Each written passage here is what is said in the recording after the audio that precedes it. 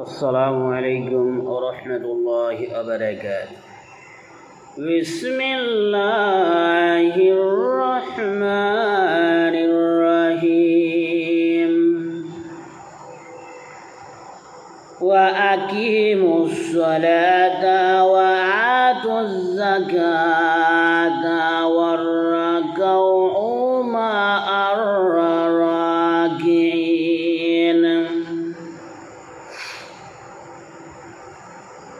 أتأمرون الناس بالبر وتنسون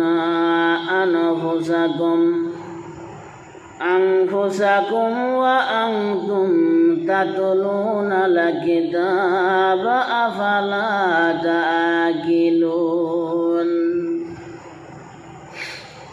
তোমরা যথাযথভাবে নামাজ কায়েম করো, যাকাত দাও এবং রুকুকারীদের সাথে রুকু করো।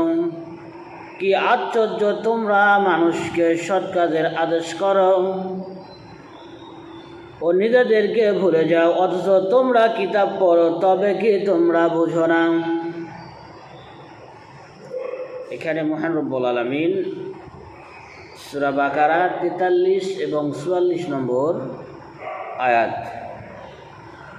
প্রথম আয়াতে 43 নম্বর আয়াতে বলা হচ্ছে যে আসলে তোমরা যথাযথভাবে নামাজ কায়েম করো এবং যাকাত দাও এবং রুকুকারীদের সাথে রুকু করো। এখানে একটা বিষয় আছে, বিষয়টা অত্যন্ত গুরুত্বপূর্ণ। সকলে বিষয়টা বুঝতে পারে না, আসলে বোঝার চেষ্টাও করে না এবং সেই জ্ঞান না থাকার কারণে তারা জানতেও চায় না।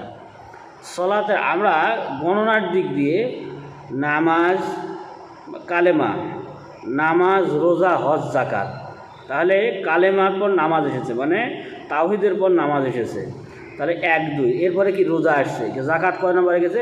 4 নম্বরে গেছে গণনার দিক দিয়ে আমরা। কিন্তু আসলে সলাৎ কায়েমের পরই জাকাত প্রতিষ্ঠিত করা উচিত, জাকাত আদায় করা উচিত, জাকাত দেওয়া উচিত। কিন্তু এই বিষয়টা আমরা ভুলে যাওয়ার কারণে, এই বিষয়টা আমরা না মেনে নেওয়ার কারণে আজ সমাজে সুদ, ঘুষ, এ জাতীয় অনাচারকৃত যে লেনদেনগুলো চালু হয়ে গেছে।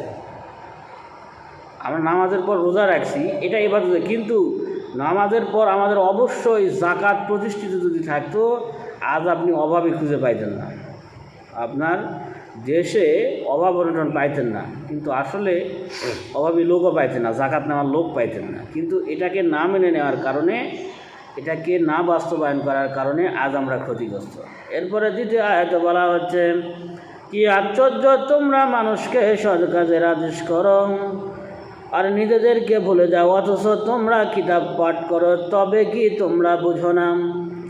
এত ঐতিহাসিক প্রেক্ষাপট হচ্ছে যে ইহুদিগুলো, বনী ইসরায়েল জাতি, তারা হক বিষয়টা জানতো, বুঝতো, এরপরেও তারা অনেক ইহুদি পণ্ডিত ছিলেন যারা মানুষকে হকের আদেশ করতেন, কিন্তু নিজেরা এই কাজটি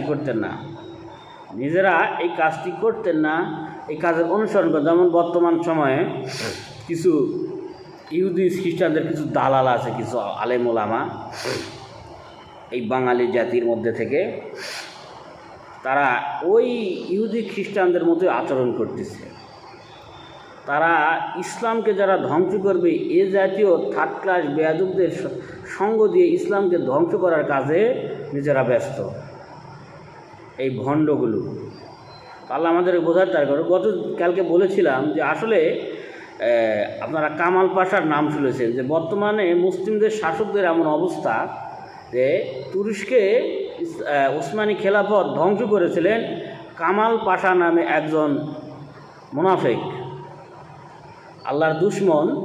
তার সময় আজানও বন্ধ হয়ে গেছিল, সেখানে মুসলিমরা আজানও প্রকাশ্যে আজানও দিতে পারত না। তো সে আপনার ইংরেজদের সাথে, ইহুদি খ্রিস্টানদের সাথে চক্রান্ত করে একটা কাজ চালু করে গেছিলেন, 100 বছরের অস্ত্র নিষেধাজ্ঞা দিয়েছিলেন তুরস্কে। তো বর্তমান যা অবস্থা, আমাদের যে মুসলিম দেশগুলো আছে, এখানে কিছু শাসক আছে যারা মালাউনদের, মুশরিকদের সাথে মিশে গোপনে কিছু চুক্তি করছে, যা আমাদের সামনে প্রকাশ করা হচ্ছে না। তো এমন একটা সময় আসবে যে আমাদের দেয়ালে পিঠ থেকে যাবে। আজ আপনার ঢাকা বিশ্ববিদ্যালয়ে পূজা করার অনুমতি পায়, কিন্তু একটা ইফতার পার্টি করতে আপনার পারে না। আপনার একটা ইসলামিক সমাবেশ করতে হলে অনুমতি নিতে হয়, অথচ মন্দিরে পূজা যা কিছু করবে তাদের অনুমতি লাগে না। এমন দেশে আমরা বাস করতেছি যে আসলে নিজেদেরকে আমরা যে একটা 90% মুসলিম দেশ, অথচ মুসলিমদের কোনো ধারই আমরা ধারতেছি না। ইসলামী বিধিবিধানের রীতিনীতির কোনো অনুসরী আমরা করতেছি না। আজ একটা বিয়ে হলে গান বাজনা ছাড়া বিয়ে হয় না, যেগুলো ইহুদি খ্রিস্টানদের অন্ধ অনুকরণ। প্রত্যেকটা ক্ষেত্রে ব্যবসা বাণিজ্য সব কিছুতে আমরা আল্লাহ রসুলের আদর্শ ভুলে গেছি, আল্লাহকে ভুলে গেছি, যার কারণে আমাদের উপর বিপর্যয় আসতেছে। যার কারণে তো বলছিলাম যে এই কামাল পাশা তুরস্ককে একেবারে ধ্বংস করে দিয়ে গেছিলো, এমন কিছু চুক্তি করেছিল। এই বর্তমান অবস্থা এরকম, গোপনে নিজের ক্ষমতা টিকিয়ে রাখার জন্য বিভিন্ন চুক্তি করা হচ্ছে। আজ আপনার দেখেন সেন্ট মার্টিন দ্বীপ বিভিন্ন দেশের সেনাবাহিনী ওখানে দখল করার অবস্থা, অথচ আমাদের কোনো শক্তি নেই, আমরা নিশ্চুপ আছি, আমরা কিছুই করতে পারতেছি না। মানে এগুলো আসলে আমাদেরকে ক্ষমতায় থাকতে হবে, থেকে যা ইচ্ছা তাই করুক, এবং কে কী নিচ্ছে না, কিন্তু ক্ষমতা আমার চাই।